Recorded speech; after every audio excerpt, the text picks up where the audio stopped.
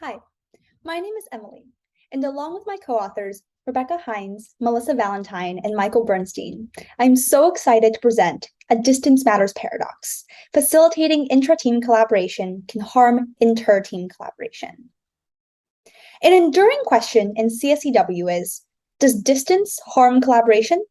Beginning with Olson and Olson's seminal paper, which made the case that distance erodes the ability to collaborate.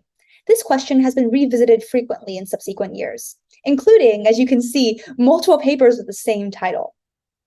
Over time, however, a consensus has emerged that improved technology has made distance matter less.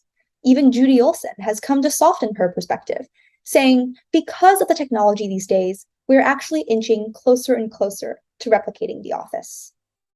After all, that's exactly what our digital technology is designed to do. Technology helps people work better at a distance, sometimes even better than working in person. It also comes with added benefits like additional work-life balance and flexibility.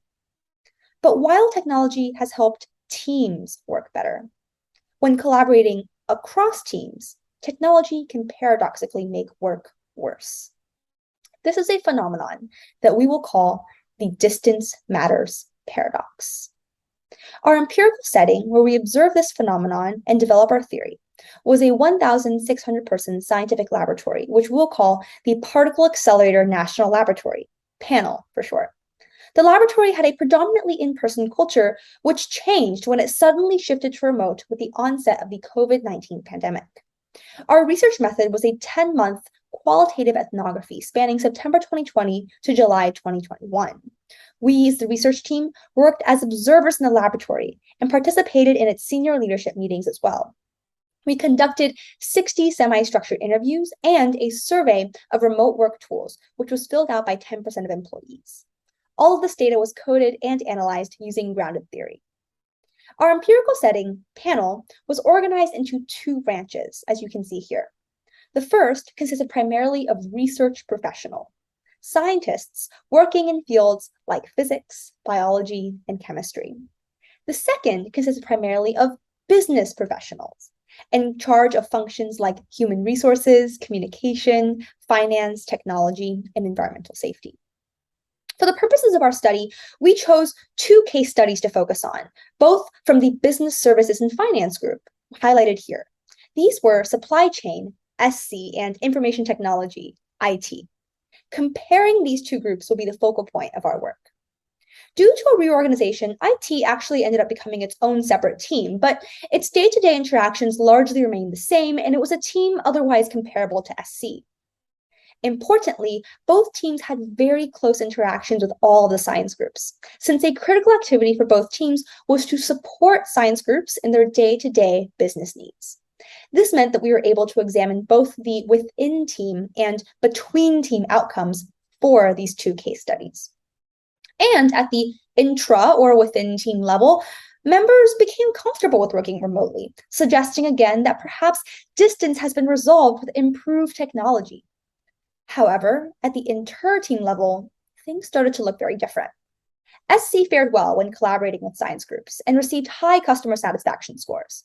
But IT, on the other hand, saw the inter-team interaction became much, much worse. The number of service tickets spiked, and employees appeared to struggle more when working with IT. So, what happened? Why did we see such a difference in teams' outcomes at the inter-team level? Our findings explore an important pattern in how the organizational structure interacts with the technological structure. The two teams chose different ways of balancing centralized and decentralized elements. The IT team kept its members working centrally. IT members were not specialized to any particular science team and worked together to address issues.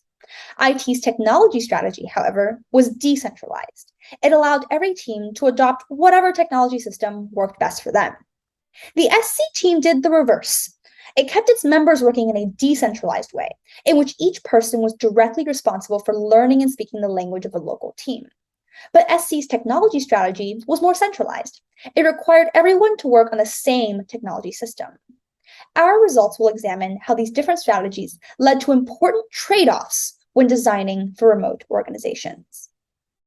In the case of IT, the team had a centralized structure, and it tried to be maximally permissive of the partnering science team's needs, since, after all, scientists knew best in terms of what kind of technology they wanted. But this meant supporting multiple different technology stacks, even if they were incompatible. For example, some teams chose the Google suite, while others chose the Microsoft suite. IT had to learn both. As a consequence of its centralized position and the many local customizations, it grew harder and harder for IT to fully understand so many different systems. And as teams retreated into technology silos, those with different technology stacks had a harder time collaborating with each other, as you can see from the quote on the slide. It ended up falling upon boundary spanners to try to navigate these increasingly disparate systems. One employee used more than 8 different communication tools in order to reach all relevant groups. Pretty soon, technology sprawl was starting to take a strain. However, despite how spread out IT became, teams were averse to unifying their tools because they were unwilling to give up the customization that was so critical to within-team success. One respondent wrote, "Whole teams will be handicapped. Operational productivity hacks have been enabled in Slack to make us more efficient." In contrast, recall that SC had a distributed structure, but required everyone to use the same centralized software system. SC unified its tools, but at a cost. The benefit of the decentralized organization, in which individual SC members were responsible for specific scientific teams, meant that those SC employees were better able to speak the language of scientists. It made inter-team collaboration much easier.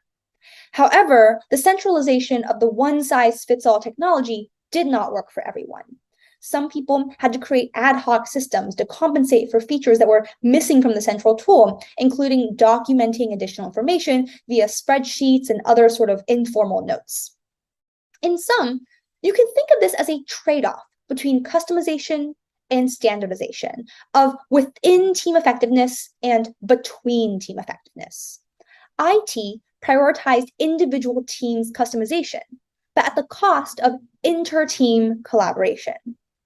SC prioritized inter-team collaboration via shared systems and local orientation, but at the cost of individual customization. Ultimately, our findings help us better understand a world of increasing technology-mediated work.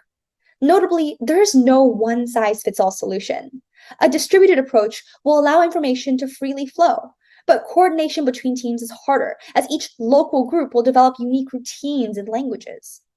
A more centralized approach allows for consistency across teams, but it could cause inefficiency. Imagine if IT were solely in charge of ordering technology for every science group.